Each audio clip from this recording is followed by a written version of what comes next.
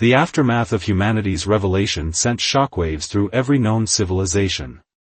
What had begun as a subtle technological demonstration had transformed into a fundamental restructuring of galactic power dynamics.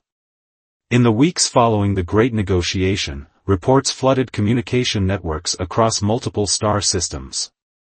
Civilizations that had once dismissed humanity as a minor species now scrambled to reassess their understanding of human capabilities. The Xylarian Collective's research divisions worked around the clock, attempting to decode the quantum signatures demonstrated during the Galactic Council meeting. Their most advanced computational systems repeatedly crashed, often leaving behind cryptic error messages that seemed to mock their efforts. Ethan Rodriguez watched these developments from the research station, a cup of coffee in hand, a deliberately mundane gesture that belied the profound technological revolution unfolding around him.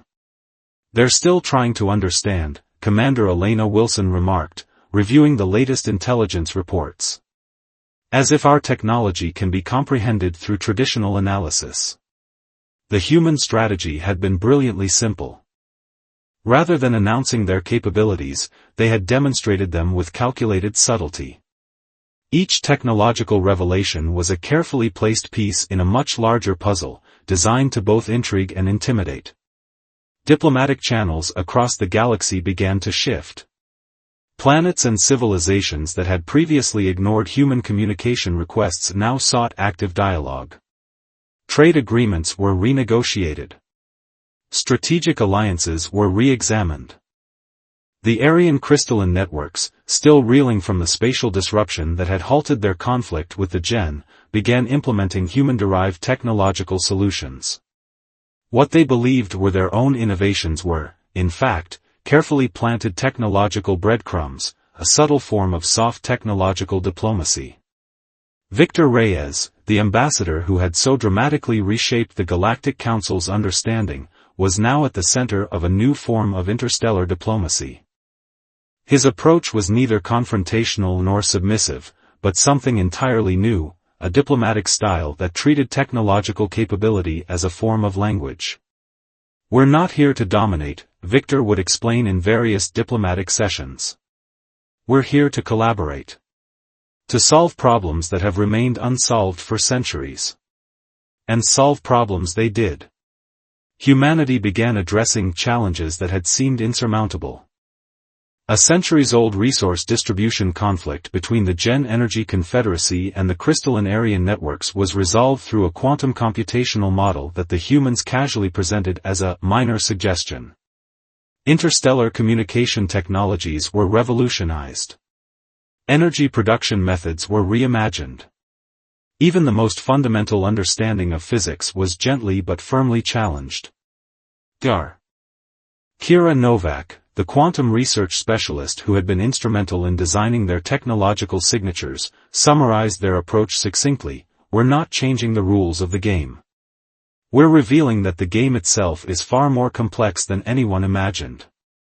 The Xylarian Collective's lead researcher, after weeks of frustration, finally sent a diplomatic communication that captured the sentiment of many galactic civilizations: "We do not yet understand how you have achieved this. But we are prepared to learn." It wasn't conquest. It wasn't aggression.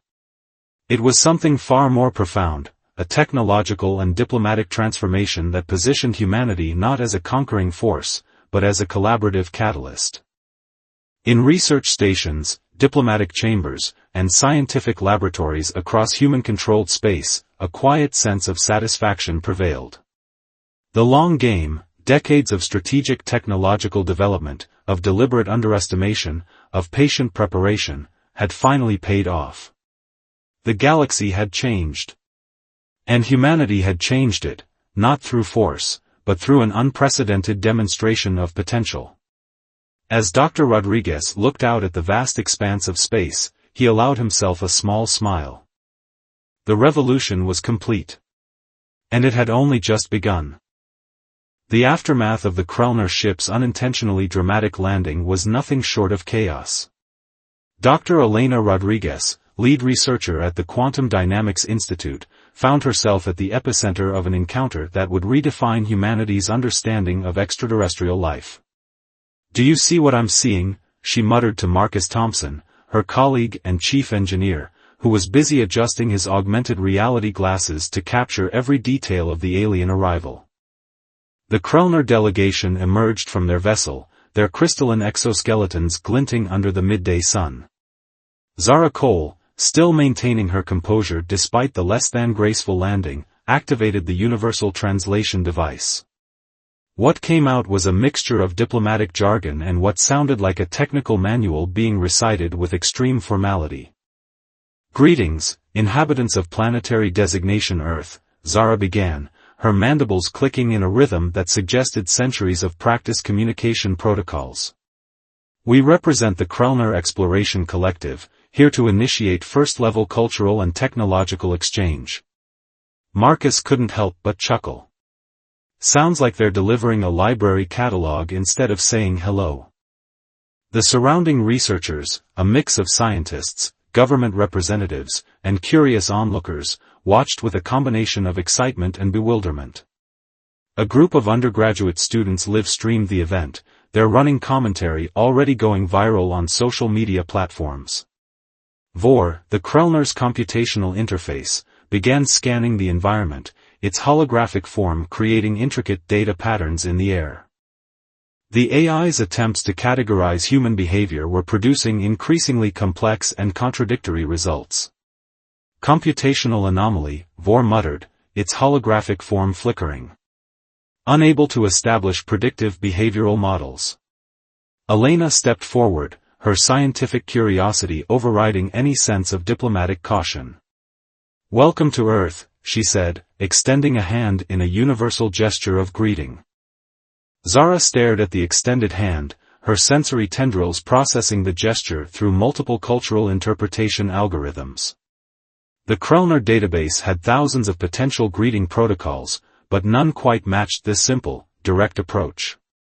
After what seemed like an eternity of algorithmic processing, Zara awkwardly extended one of her crystalline appendages, creating a moment of cross-species interaction that was simultaneously profound and comically awkward. "We have come to observe and potentially assist in your technological and cultural development," Zara announced, her tone a mixture of academic superiority and genuine curiosity. Marcus whispered to Elena, "I'm getting serious, we know better," vibes from our new friends. The first challenge came quickly. The Krellner had prepared an elaborate presentation about their advanced technological capabilities, complete with holographic displays and complex mathematical models. They expected to be met with awe and immediate recognition of their superiority. Instead, they were met with a room full of scientists who were already picking apart their presentations, asking questions that seemed to completely derail the Krellner's carefully prepared narrative. "Your quantum entanglement model appears to have a fundamental flaw in its dimensional mapping," pointed out Dr. Raj Patel, a quantum physicist who was notorious for his rigorous approach to scientific claims. The Krellner delegation had been on Earth for precisely 72 hours, and each passing moment challenged everything they thought they knew about emerging civilizations. Their research facility, hastily set up in a converted warehouse on the outskirts of the city, had become a hub of increasingly complex interactions. Yara Nakamura, a brilliant robotics engineer who had been assigned as the primary human liaison, watched with growing amusement as Krent and Vor attempted to comprehend human problem-solving methods. What the aliens saw as chaotic, she recognized as something far more profound: adaptive creativity. "Your approach to technological development seems fundamentally unpredictable," Krent observed, his crystalline exoskeleton shifting colors in a pattern that suggested confusion. Yara smiled. "We don't just solve problems. We reimagine possibilities." To demonstrate, she pulled out a project her team had been working on, a modular robotic system designed to adapt to multiple environmental challenges. Where the Krellner created specialized, single-purpose technologies, humans engineered flexibility. The demonstration began simply enough. Yara introduced a series of increasingly complex scenarios, a simulated rescue mission, an environmental cleanup challenge, and a precision manufacturing task. With each challenge, the robotic modules reconfigured themselves, combining in ways the Krellner had never conceived possible. Vor's holographic interface flickered rapidly, its computational systems struggling to predict the next configuration. Impossible, the AI muttered, no predictive model can account for this level of adaptive reconfiguration. Krent leaned closer, his sensory tendrils extending in genuine fascination. The human approach was nothing short of revolutionary. Where the Krellner designed intricate, purpose-built technologies, humans created systems that could fundamentally reinvent themselves. The true revelation came during a seemingly mundane moment. A technical glitch in the demonstration's power system occurred, something that would have halted any Krellner research process for days of meticulous investigation. Yara's team, however, responded with what could only be described as controlled improvisation. 2 graduate students pulled out a collection of modified components. One grabbed a portable power bank, another quickly rewired a backup circuit. Within minutes, the demonstration continued as if nothing had happened. You deliberately designed systems with multiple potential failure points? Krent asked, his tone a mixture of horror and admiration. Yara laughed. We design systems that can fail and still succeed. Adaptability is our greatest technology. The Krellner were beginning to understand that human potential wasn't about perfection, it was about resilience, creativity, and an almost intuitive ability to transform challenges into opportunities. As night fell, Zara Cole reviewed the day's data with increasing unease. Their mission to educate humanity was rapidly transforming into something entirely different. These humans were not a civilization to be guided, they were a force of nature to be understood. Our initial assessment was catastrophically incorrect, she recorded in her official log. Humanity does not require intervention. They require observation.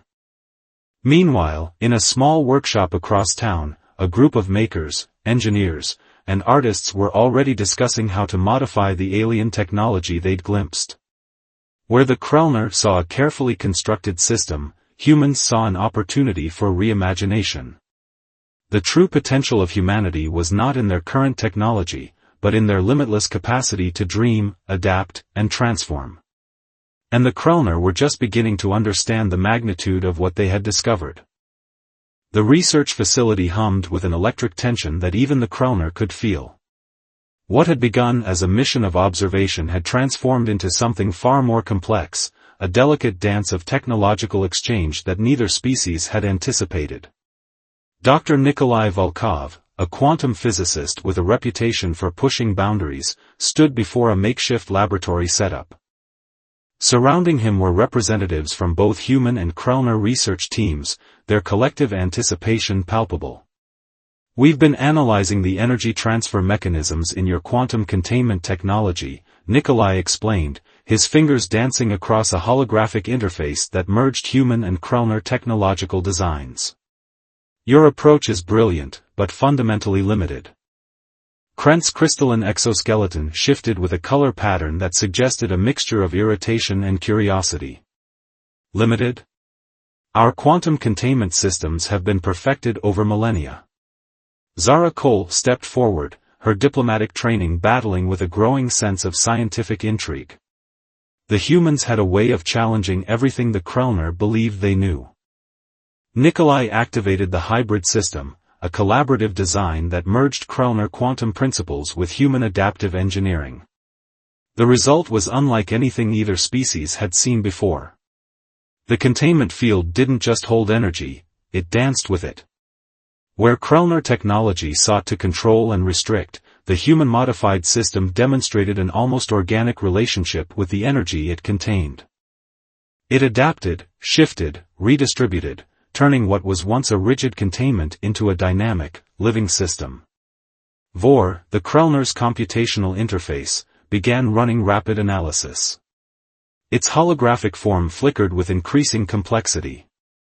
Impossible, the AI muttered, a phrase that was becoming increasingly common during their interactions with humans. A young engineer named Aria Martinez stepped forward, her eyes bright with the excitement of discovery. "It's not about perfect control," she explained. "It's about creating a system that can respond and adapt in real time." The implications were staggering. The modified quantum containment system could potentially revolutionize everything from energy production to space travel. Where the Krellner saw technology as a fixed solution, humans saw it as a living, evolving concept. Krent's sensory tendrils extended, processing the data with a mixture of professional skepticism and genuine wonder. "How did you conceptualize this modification?" he asked, his formal communication protocols momentarily forgotten. Nikolai grinned. "Collaboration.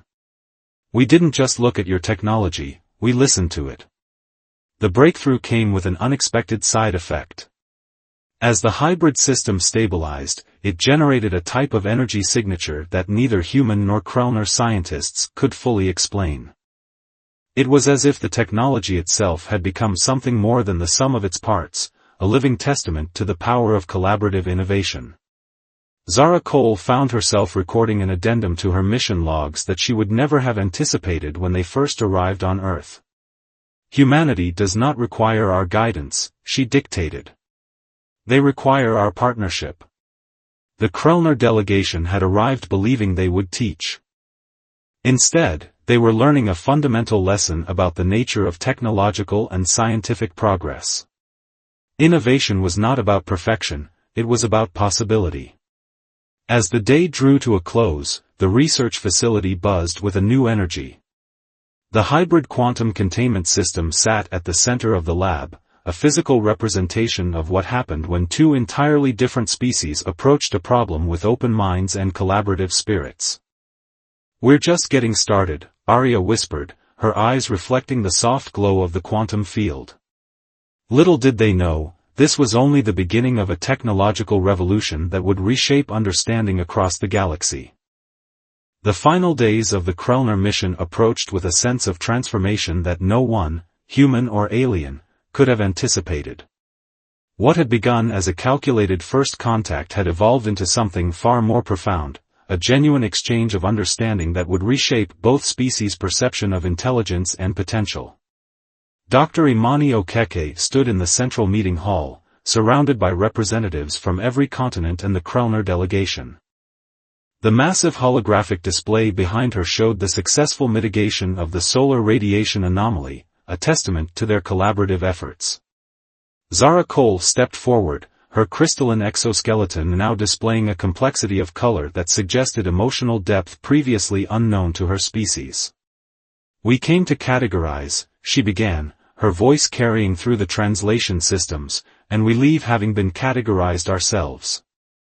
The assembled researchers, diplomats, and scientists understood the weight of this moment. It was more than a scientific breakthrough, it was a cosmic revelation about the nature of intelligence, adaptation, and potential. Krent, who had become something of a cultural bridge between the two species, shared the final report of their mission. It was nothing like the clinical, detached documentation they had prepared at the mission's beginning.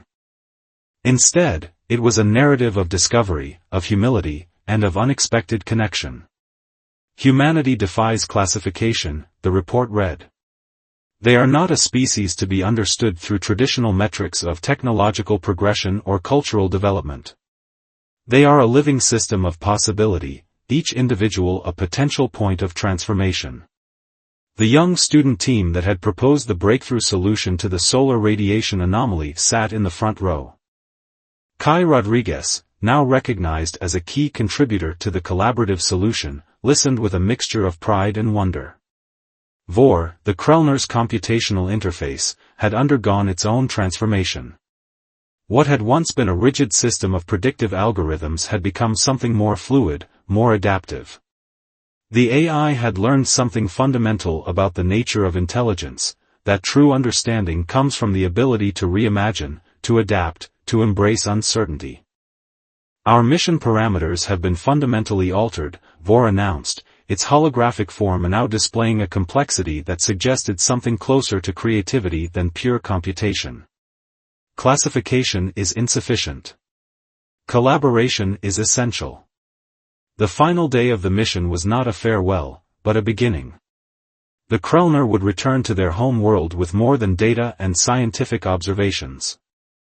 They would carry with them a fundamental shift in understanding, a cosmic lesson about the nature of intelligence that would reshape their entire civilization. Imani approached Zara, extending a hand in a gesture that had become symbolic of their journey. "We didn't just solve a problem," she said. "We reimagined what's possible." Zara's response came not in words, but in a shifting pattern of colors that conveyed more emotion than any verbal language could express. Respect. Wonder. Humility. As the Krellner ship prepared for departure, it was no longer the pristine, perfectly calibrated vessel that had arrived months earlier. Modifications developed through human-alien collaboration marked its surface, a physical representation of their journey. The global audience watching the departure understood something profound had occurred. This was not a moment of human triumph or alien superiority. This was a moment of mutual recognition, understanding that intelligence is not about perfection, but about the capacity to grow, to adapt, to imagine. Kai Rodriguez, watching from the research facility, captured the moment perfectly in a social media post that would be shared across multiple communication networks. "We didn't just meet aliens today. We discovered what it means to be truly intelligent." As the ship prepared to leave Earth's atmosphere, a message was transmitted, not in the formal, clinical language of their initial arrival, but in a form that blended human creativity with alien precision. It was an invitation, an acknowledgement, a promise of future collaboration.